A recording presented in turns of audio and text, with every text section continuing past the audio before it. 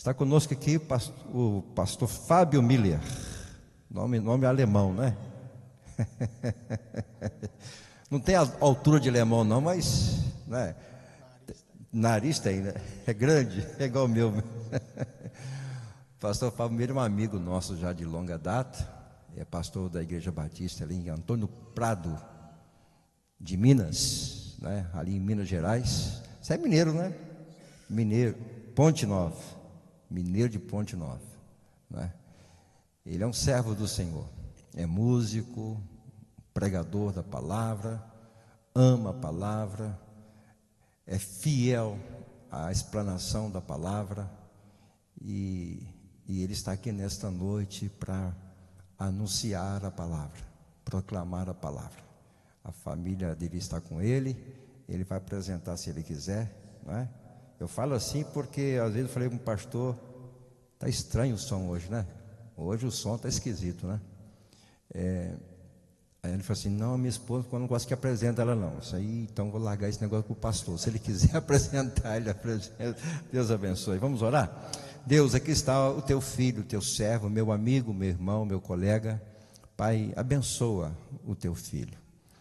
Ainda mais, ele já é abençoado, tem uma família abençoada, tem um ministério abençoado, enfim. E queremos ouvir, Pai, a tua voz. A nossa alma precisa de alimento espiritual. Queremos sair daqui dessedentados pelo Senhor, abastecidos pelo Senhor, alimentados pelo Senhor, edificados pelo Senhor. Obrigado por cada pessoa que nos visita nesta noite, Pai. Obrigado pela presença delas aqui, que nos honra. Muito obrigado, Senhor. Fala também ao coração de cada uma delas. Nós oramos em nome de Jesus. Amém. Deus te abençoe. Amém. Fique à vontade. Amém. Queridos, graça e paz. Eu vou apresentar minha família, né? A minha esposa, a minha sogra, o meu sogro, eles não ligam. A Elisa está dizendo amém ali. Eu não sei se vocês estão ouvindo, toda hora ela diz amém. A Elisa, quando veio aqui em São José de Ubá, a última vez, ela estava com 7 meses, né? Na barriga, né? Estava na barriga. E agora ela está com 1 ano e 7 meses. Me parece que é a quinta ou sexta vez que eu estou aqui pregando. E sempre é um grande desafio, né, irmãos? Minha esposa, a Ellen, a Edna, a minha sogra, meu sogro veio fazendo a segurança, a Elise. E quando aqui eu cheguei, já me justifiquei com o pastor Jeová e vou justificar com os irmãos. Vocês não estão vendo uma aliança do meu dedo. Eu não trouxe aliança, mas trouxe a esposa, tá, irmãos? Eu toco violão desde os 15 anos, irmãos. Então, me parece ser uma artrose no dedo, anelar. Minha aliança está apertando muito, eu estou com o dedo inflamado, então tive que tirar. Então, essa é a justificativa, né? É bom rever os irmãos, amém? O mais próximo que eu vi há pouco tempo foi o Patrick, né? Nós nos formamos no Prega Palavra, fizemos parte da mesma turma, um núcleo lá em Muriaé, e é muito bom. Estivemos aqui há o quê? Um mês? Tem um mês? O congresso?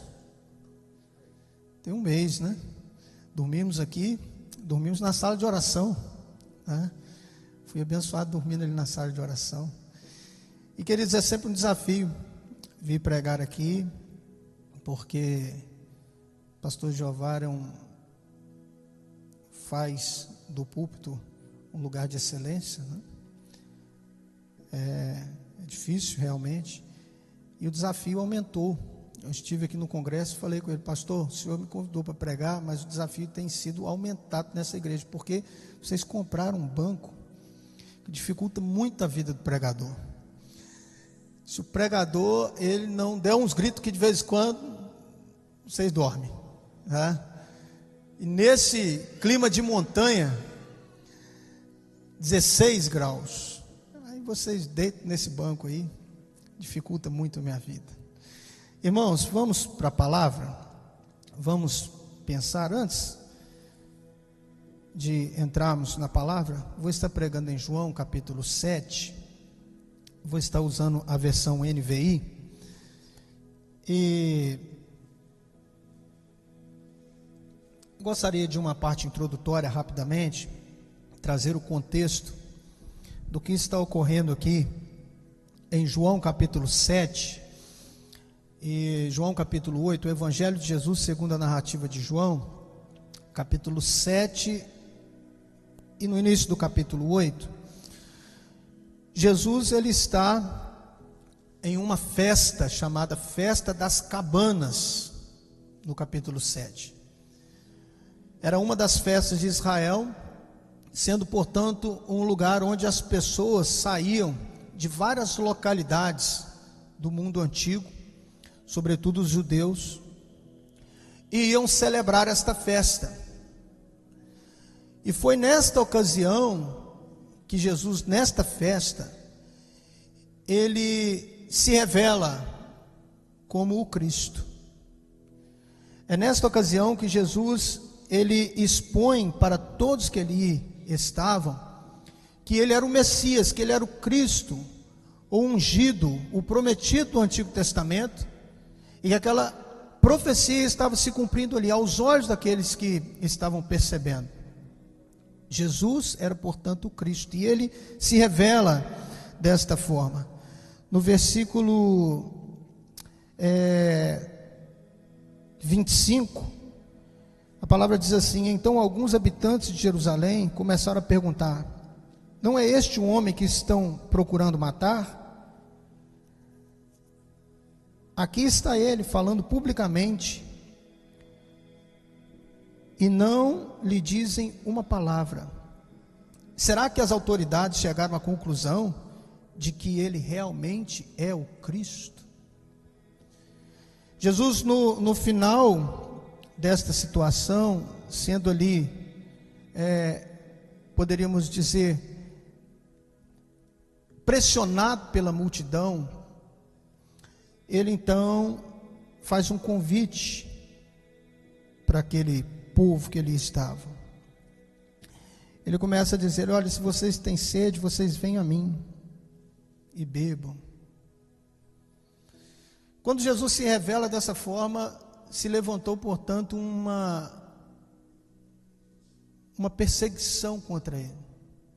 E as autoridades, os fariseus, aqueles que se opunham a Jesus, eles começaram então a tramar contra Jesus, eles começaram então a se levantar contra Jesus, e eles, portanto, bolaram um plano para prender Jesus e posteriormente matar Jesus. O texto diz que eles armaram uma arapuca para Jesus. Eles levantaram soldados do Sinédrio para prender Jesus por motivos religiosos. A partir do versículo 45, eu gostaria de fazer, portanto, essa leitura com os irmãos. Eu gostaria que vocês acompanhassem comigo. No verso 45 diz assim: finalmente, os guardas do templo, que já tinham ido prender Jesus, não tiveram sucesso, voltaram aos chefes dos sacerdotes e aos fariseus, os quais lhe perguntaram: por que vocês não o trouxeram? Ou seja, eles tinham sido designados pelas autoridades religiosas a estarem indo ao encontro de Jesus, prender Jesus e trazer para que Jesus pudesse ser julgado. E a resposta deles foi, no verso 46, ninguém jamais falou daquela maneira como este homem fala, declararam os guardas. Será que vocês também foram enganados? Perguntaram os fariseus. Por acaso alguém das autoridades ou dos fariseus creu nele? Não. Mas essa ralé, que nada entende da lei, é maldita.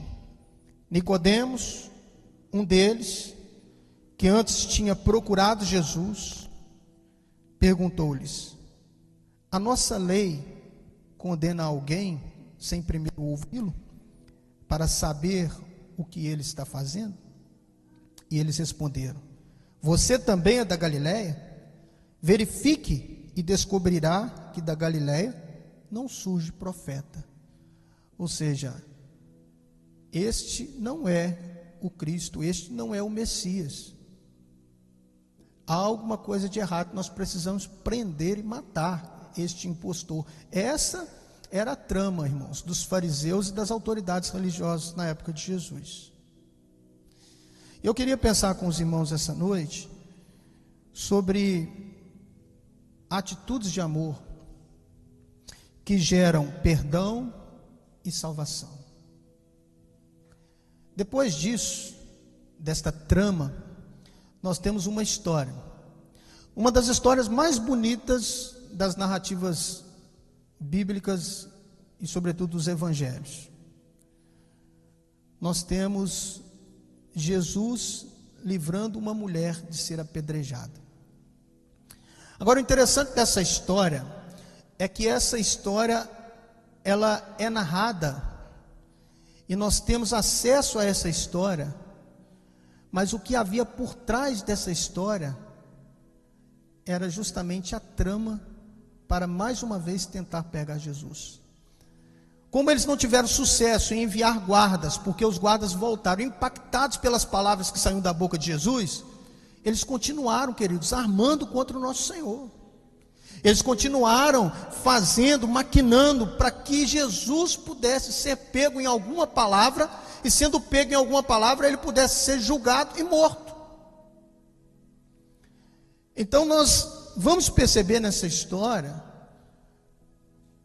que havia por trás dessa história uma maquinação, uma armadilha para mais uma vez pegar Jesus.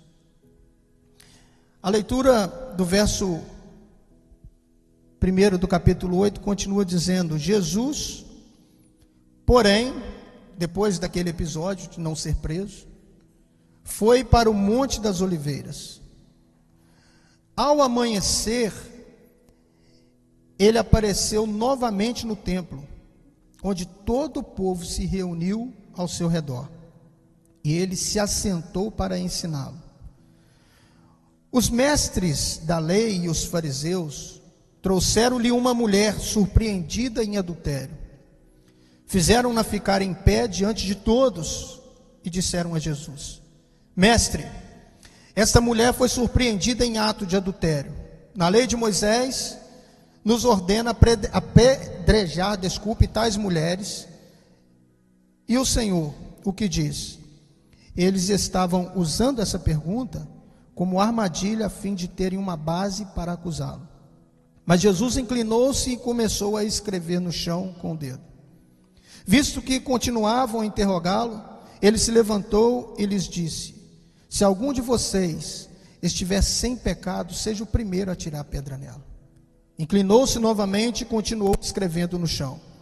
Os que ouviram foram saindo, um de cada vez, começando pelos mais velhos, e Jesus ficou só.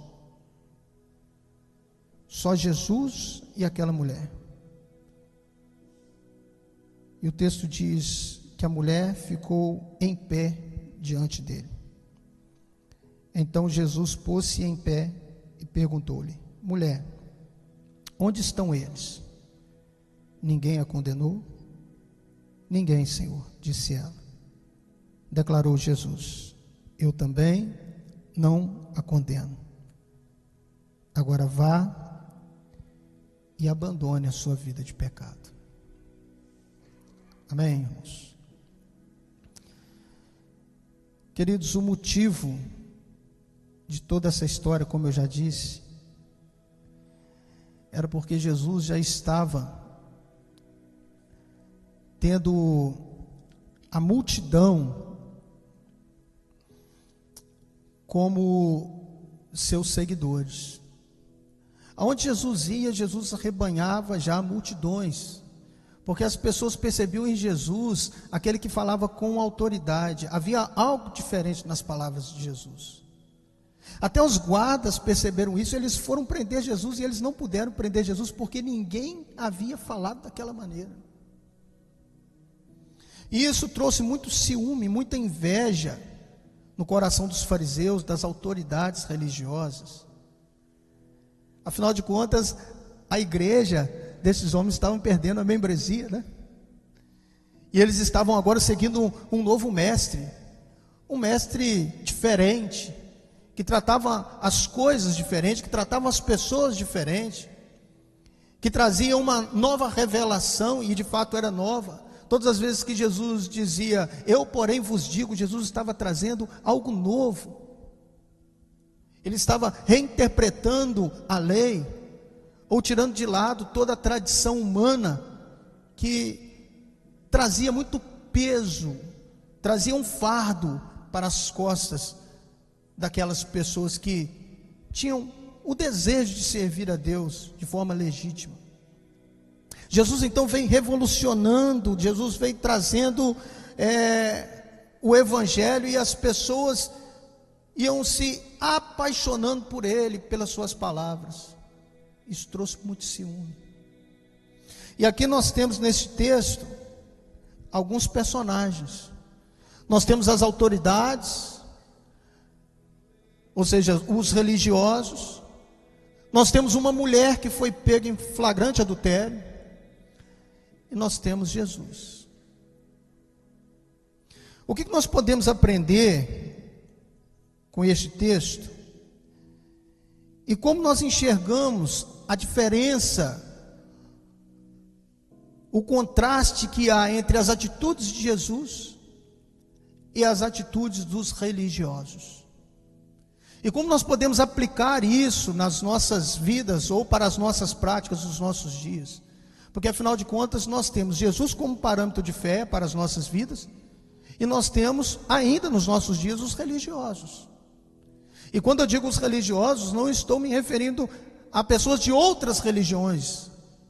Infelizmente nós temos hoje pessoas dentro das nossas igrejas que ainda vivem uma vida de religiosidade.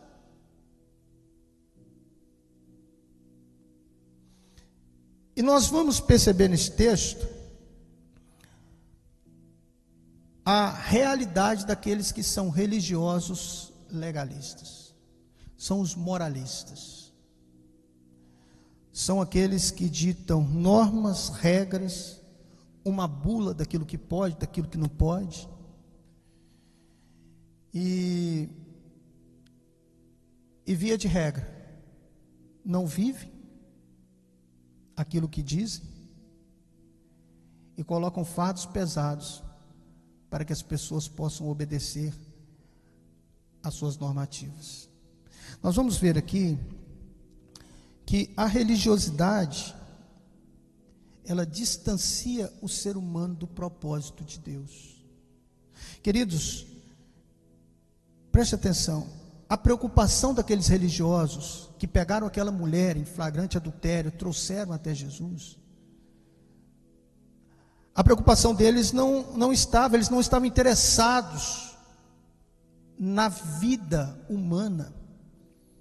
Eles não estavam interessados se ali estava uma mulher pronta para ser apedrejada. Eles não estavam interessados na vida, eles estavam interessados no poder.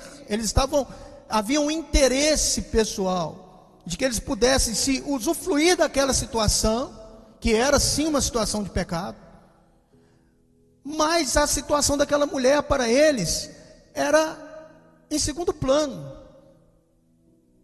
Nós vamos nos utilizar desta pessoa aqui para chegarmos ao fim que nós queremos chegar. Essa era a situação. Não importa a vida dessa mulher. Para nós não importa se ela vai ser apedrejada. Importante é nós conseguirmos ter êxito no nosso plano, empreender Jesus, isso que é importante. Portanto, queridos, nós vamos perceber que para o religioso, os seus interesses estão sempre acima da vida ou do outro. Importante é que o plano seja executado, ainda que uma pessoa venha sofrer por isso. Esta é a importância. A inveja, queridos, cria julgamentos covardes e maldosos. Aqueles homens pegaram aquela mulher, porque eles invejaram Jesus. A inveja cria julgamentos covardes e maldosos, irmãos. O versículo 3 diz: os mestres da lei e os fariseus trouxeram-lhe uma mulher surpreendida em adultério. Fizeram-na ficar em pé diante de todos. Irmãos, eles expuseram aquela mulher. Houve a exposição daquela mulher em troca de um projeto de poder, em troca de uma armadilha para prender Jesus. Eles não pouparam, eles não tiveram o zelo sequer de levar aquela mulher para o sinédrio, conversar, para que talvez ela pudesse ser acusada ou sofresse uma pena menor. Não, queridos, eles pegaram aquela mulher, levaram ela para o centro, para o templo, colocaram ela de pé diante de todos. Aqui está a mulher que foi pega em adultério. Na lei de Moisés, Moisés disse que nós devemos apedrejá-la. O que o Senhor diz? Qual é a interpretação que o Senhor dá desta lei dada por Moisés?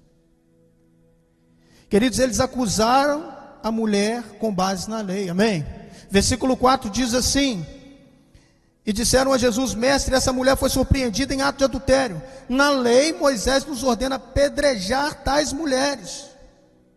E o Senhor, o que nos diz? Eles estavam, queridos, eles estavam embasados na lei.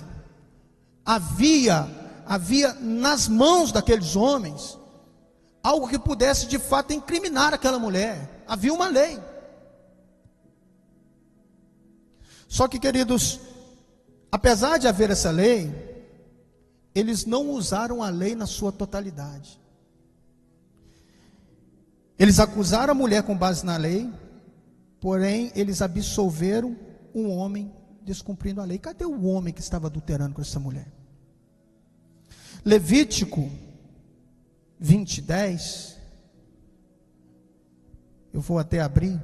Levítico 20. Levítico 20, versículo 10. Nos diz assim.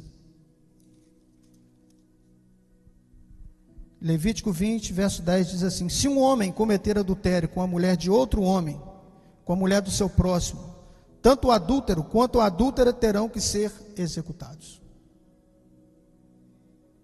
E aí fica a pergunta: cadê o homem dessa história? A mulher, ela tinha que ser julgada, executada pela lei, mas cadê o homem? Então, a mesma lei que eles acusaram aquela mulher para que ela pudesse ser apedrejada, eles se abdicaram da lei para com o homem. Assim, queridos, são os religiosos. O ser humano não tem valor nenhum para os religiosos, como eu já disse, pois estes vivem pelos seus próprios interesses. No versículo 6 é revelado o porquê que aqueles homens estavam ali. A armadilha, na verdade, era para pegar Jesus, né? A armadilha era para incriminar Jesus. O verso 6 diz assim: eles estavam usando essa pergunta como uma armadilha, a fim de ter uma base para acusá-lo. Mas Jesus inclinou-se e começou a escrever no chão com o dedo. Nós temos, queridos, portanto, um exemplo negativo por parte dos religiosos legalistas. E agora nós temos um exemplo positivo, que deve servir de parâmetro para as nossas vidas, vindo do nosso Senhor Jesus. A partir do versículo 6, nós vamos ver que as atitudes de Jesus, ela deve nos tirar do lugar do legalismo, da moralidade,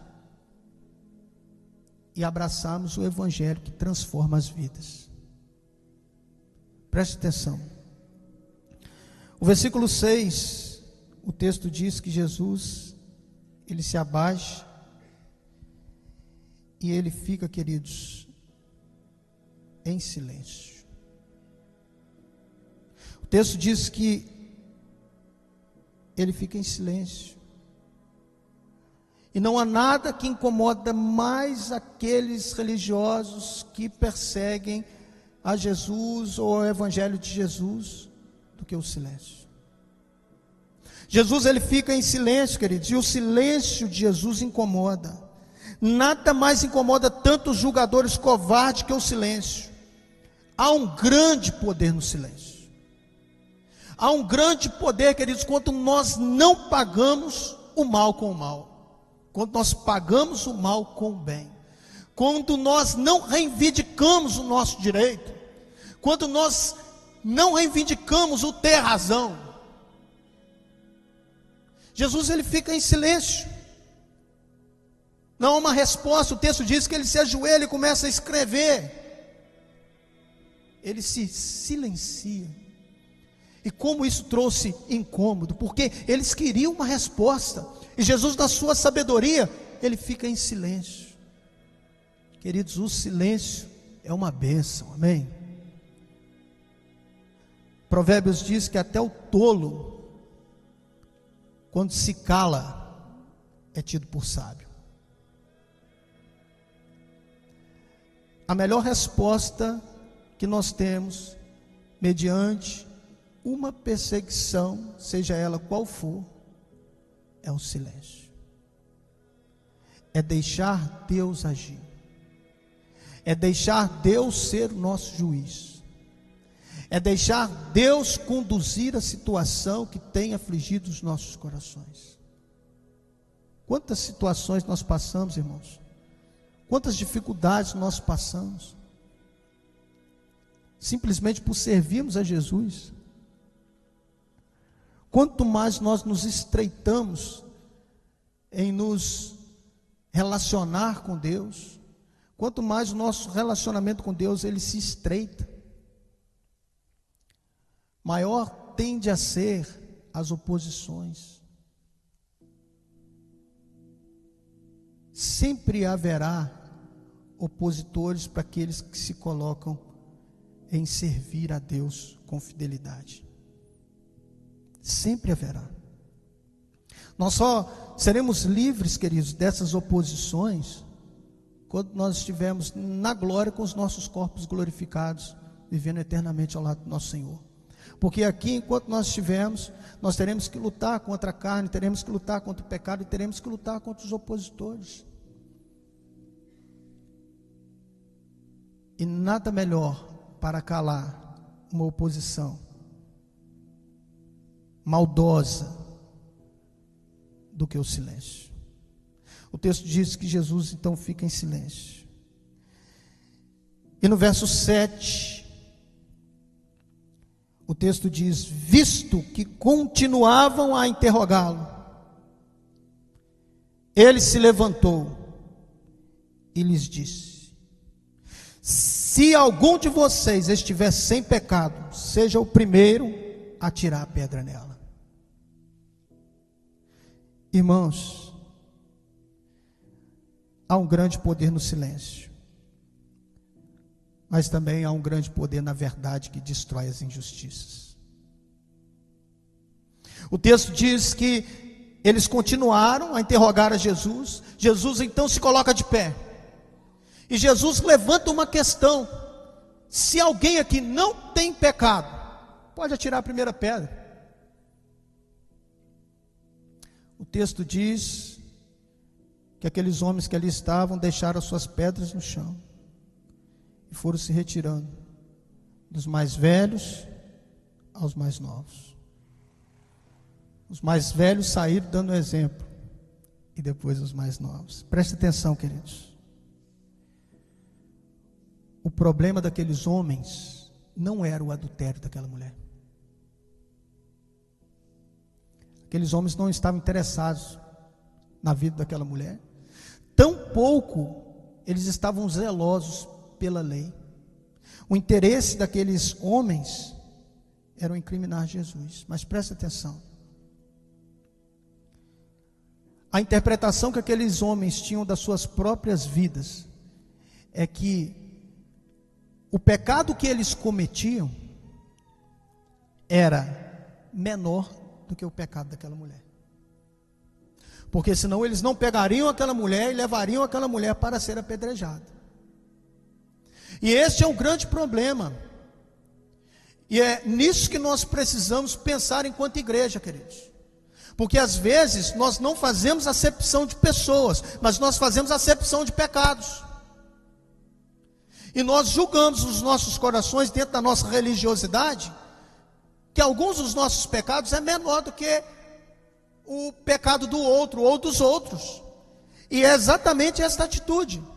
Esses homens levaram aquela mulher porque aquela mulher estava em adultério, mas todos ali também tinham alguma coisa em que eles estavam pecando, sobretudo as autoridades que estavam maquinando o mal, elaboraram um plano para prender um homem inocente. E às vezes nós agimos desta maneira, queridos. Nós temos as nossas listas de preferências de pecados maiores e pecados menores. E aí nós nos ajuntamos em assembleia, nós nos reunimos em assembleia extraordinária para lidarmos com uma situação de algum membro da igreja que está em pecado. E temos que fazer isso mesmo. A igreja foi levantada por Deus na terra, e uma das prerrogativas da igreja é julgar, irmãos. Eles pegam o texto, não julgueis para que não sejais julgados, descontextualizam esse texto, e aí nós ficamos nessa, nós não podemos julgar. Nós podemos julgar. Jesus está julgando essa mulher, amém? Jesus, ele vai julgar essa mulher, nós vamos ver isso no texto. Então nós temos, como igreja, a capacidade e a sabedoria dada por Deus para julgar. Agora, nos nossos julgamentos, nós devemos, antes de tudo, como diz Paulo na primeira carta aos Coríntios, capítulo 13, nós precisamos, antes de tudo, amar. Nós precisamos pensar na vida, porque às vezes nós, como igreja, resolvemos os nossos problemas. Fulano de tal está em pecado, corta a cabeça dele, pronto, resolveu o nosso problema. Está tranquilo. Mas e aquela pessoa? Para onde aquela pessoa está indo? Para onde que aquela pessoa está caminhando? Como que vai ser a vida daquela pessoa a partir de agora? É uma pessoa que realmente não quer reconciliação? É uma pessoa que realmente não quer caminhar com Jesus? Ou aquela pessoa não foi indagada sobre isso? Será que aquela pessoa não merece uma segunda chance? Será que aquela pessoa não merece uma nova oportunidade? Então, queridos, nós temos nesse quadro aqui homens trazendo uma mulher, homens pecadores trazendo uma mulher pecadora para ser julgada.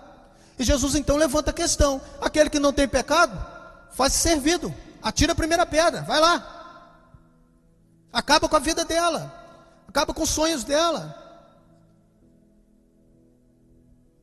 Pode agir.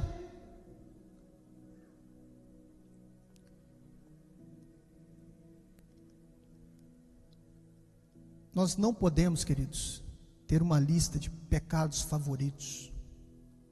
Pecado é pecado. E pecado confessado é pecado perdoado por Deus. Nós não podemos viver amantes do pecado.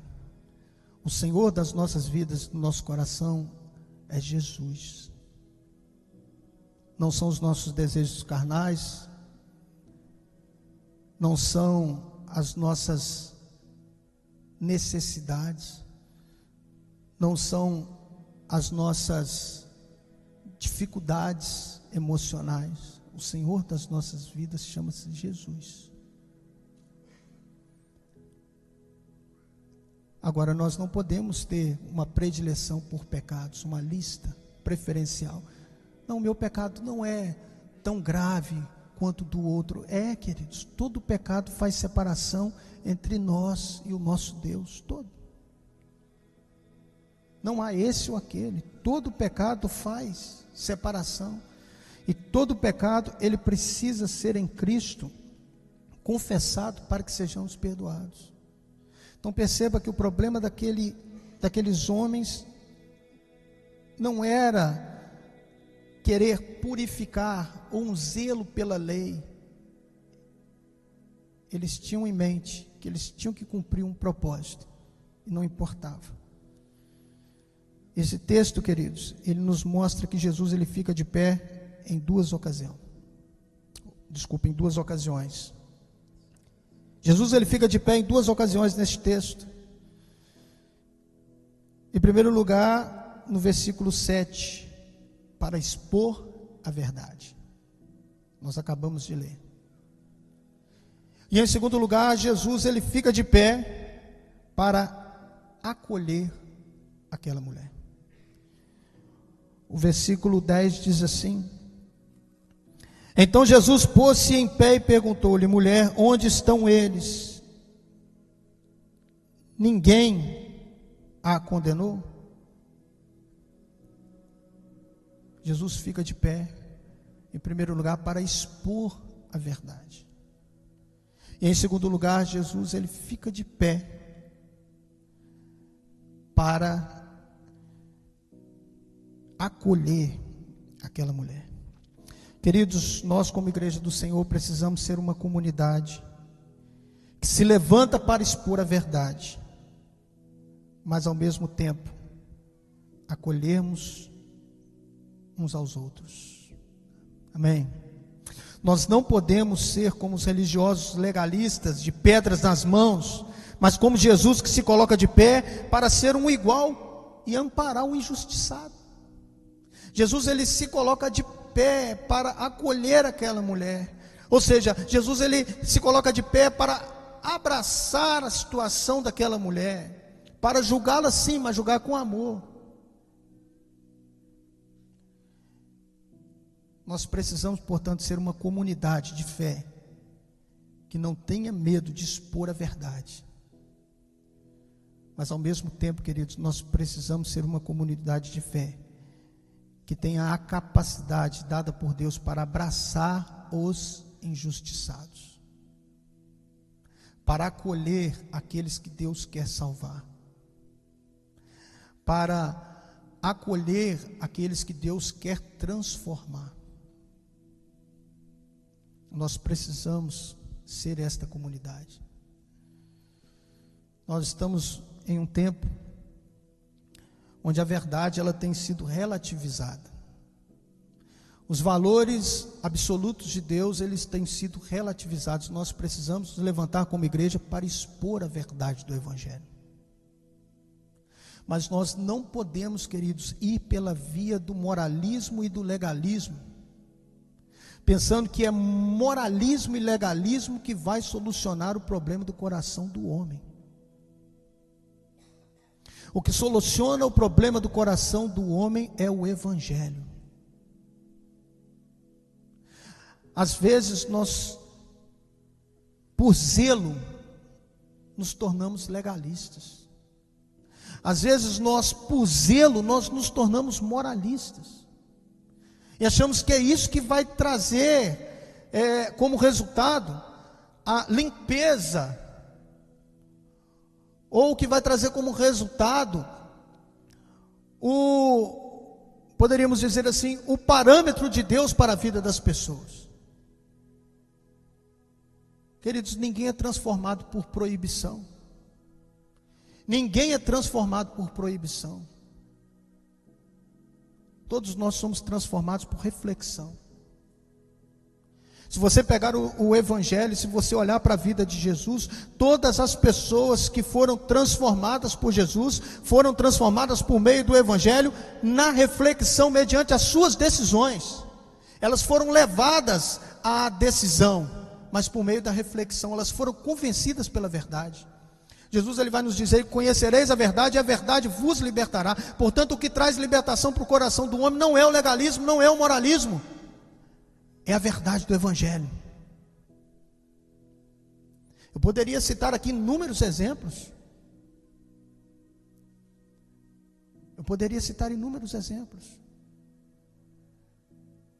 Pelo contrário, de pessoas que foram livres do moralismo e do legalismo, quando se encontraram com o evangelho bendito de Jesus.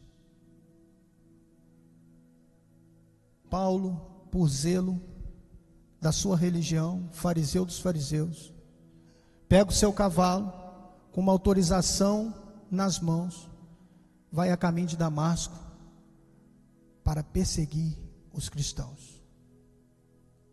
Legalismo.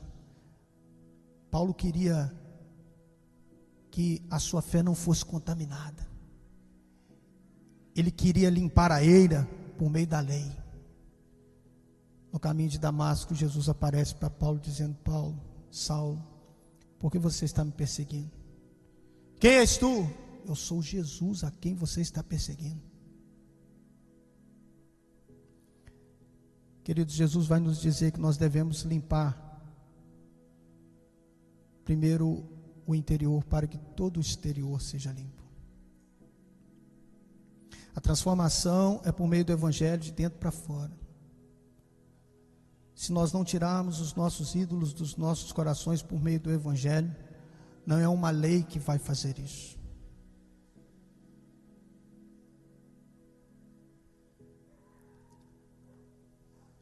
Existe uma lei no Brasil em que é proibido matar. Se uma pessoa matar a outra, existe uma lei que pune essa pessoa? Sim ou não? Sim. As pessoas no Brasil pararam de matar, irmãos? Estima-se que hoje nós somos 40 milhões de evangélicos e o crime cresce. Os assassinatos crescem. Sabe quando que a pessoa para de matar? E aí nós temos inúmeros testemunhos. É quando ela se encontra com o evangelho de Jesus. Quando ela se encontra com o Cristo de Deus. E ela é transformada de dentro para fora. Queridos, nós só somos transformados quando nós somos transformados pelo evangelho. E é uma mudança de dentro para fora. Então preste atenção. Jesus, ele abraça aquela mulher, ele acolhe aquela mulher. Mas Jesus, ele não despede aquela mulher sem antes orientar e trazer um norte para a vida daquela mulher. Portanto, nós precisamos ser uma comunidade que expõe a verdade, porque os valores estão sendo diluídos, mas nós precisamos ao mesmo tempo ser uma comunidade que abraça o necessitado, que seja um instrumento de Deus para a transformação daqueles que precisam ainda aceitar a Cristo. E nós não podemos fazer acepção de pessoas independentemente do credo, da posição política, enfim, em todas as esferas. Nós precisamos ser essa comunidade, mas nós precisamos também, eu quero concluir, queridos, julgar as pessoas com amor e trazer um direcionamento para a vida das pessoas. Jesus julga essa mulher? Sim ou não? Sim, irmãos. Ela passa pelo julgamento de Jesus. Jesus não condenou aquela mulher, é diferente, mas ela passou pelo julgamento. No versículo 11, ou no versículo 10, a palavra diz assim: então Jesus pôs-se em pé e perguntou-lhe: mulher, onde estão eles? Ninguém a condenou? E ela vai dizer no versículo 11: ninguém, Senhor, disse ela. Jesus então julga aquela mulher. E a sentença é, declarou Jesus: eu também não a condeno. Só que Jesus julga aquela mulher com amor. E agora Jesus, ele dá uma direção para aquela mulher. Agora vá e abandone sua vida de pecado.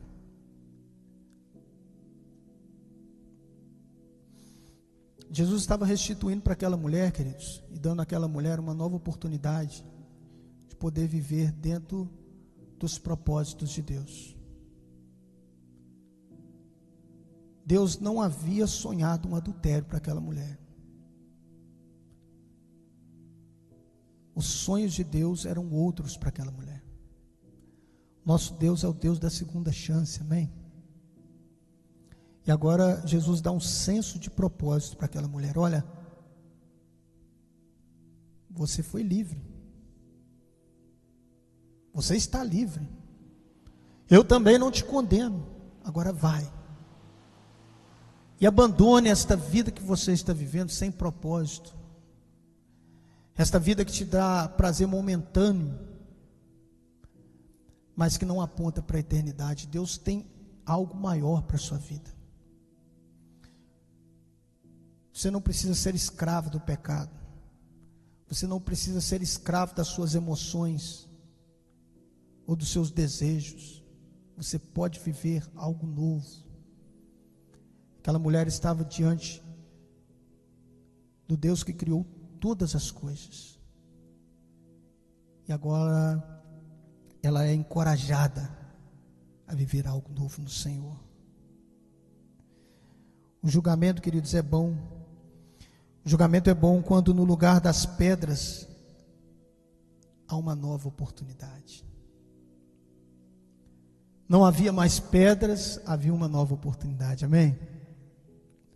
Não havia mais pedras, irmãos, havia uma nova oportunidade. Que julgamento bom, gerando esperança. Vocês aqui já devem ter ouvido em algum momento alguém dizer: bom é ter esperança. É isso? No mundo sem esperança, aquela mulher vai para aquele templo sem esperança. Não havia esperança nenhuma no coração dela, e agora ela sai daquele templo cheia de esperança. Não havia mais pedras. Talvez a cena que estava presente na mente daquela mulher, apedrejamento era algo normal naquela cultura. Se estivesse presente na mente daquela mulher, era chegar naquele lugar e aquela cena viva de ter visto outros apedrejamentos. Eu vou ser uma das pessoas a passar por essa sentença.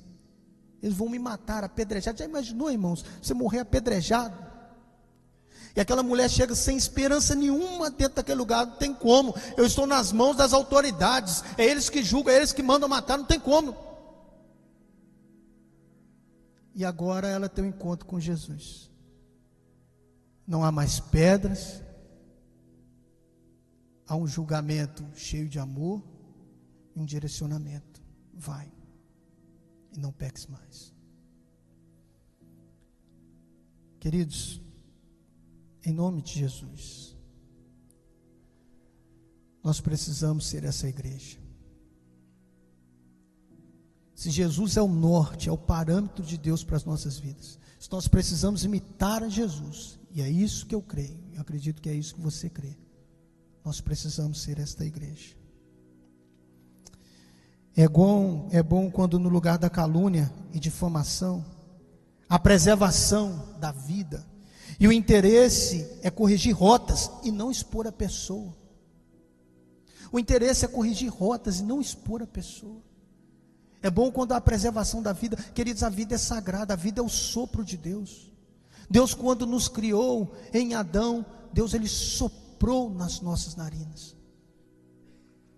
A vida é o sopro de Deus, nós devemos preservar. E ali houve preservação. Às vezes nós ferimos as pessoas, nós machucamos as pessoas, porque nós se esquecemos que naquela pessoa há o sopro de Deus.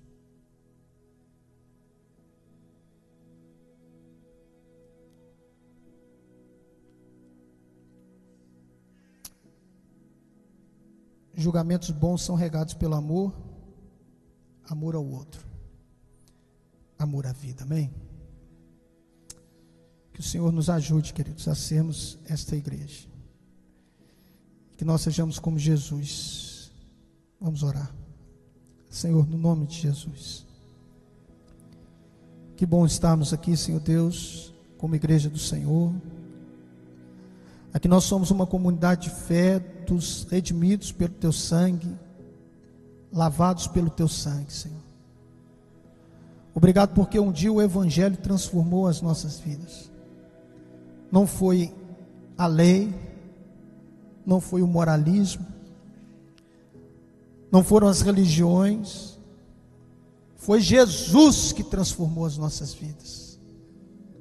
Foi Jesus que nos tirou da condenação eterna, que tirou as pedras que estavam prontas para serem lançadas, e foi Jesus que nos levou a nos reconciliar com o Pai. E hoje a tua palavra diz que nós somos filhos, nós fomos adotados como filhos, nós temos direito à herança, somos co-herdeiros com Cristo. O Senhor perdoou os nossos pecados, as nossas falhas, nós fomos lavados pelo sangue do Cordeiro. Senhor, nos ajude a perdoar, assim como o Senhor nos perdoou. Nos ajude, Senhor Deus, a amar, assim como o Senhor nos amou. Porque quando o Senhor nos amou, nós éramos os piores pecadores, nós éramos inimigos do Senhor, nós éramos inimigos da cruz do Senhor, nós éramos, Senhor Deus, totalmente depravados, nós não tínhamos condições sequer de dar uma resposta para o Senhor, mas o Senhor que nos convenceu do pecado, da justiça e do juízo, e nós então decidimos, em Cristo, viver com o Senhor por toda a eternidade. E ai de nós, se não fosse a tua graça, Senhor. Por isso que nós sejamos agentes da graça, que as pessoas possam conhecer, Senhor Deus, o Deus de amor, quando nós amarmos, que as pessoas possam conhecer, Senhor Deus, o Deus da misericórdia, quando nós fomos misericordiosos, que as pessoas possam conhecer o Deus da aliança, quando, Senhor Deus, nós nos relacionarmos, que as pessoas possam conhecer o Deus do perdão, quando nós perdoarmos, que as pessoas possam conhecer o Deus da verdade, que Tu és a verdade, quando nós expomos a verdade, não abrimos mão da verdade. Que o Senhor nos ajude, Senhor, perdoe as nossas falhas, os nossos pecados, Senhor Deus, e nos ajude nas nossas dificuldades. Essa é a oração, Senhor Deus, que nós fazemos por meio do sacrifício de Jesus naquela cruz. Seja propício a nós por meio de Cristo, Senhor, no nome de Jesus que nós oramos. Amém e amém. Amém, irmãos. Deus nos abençoe.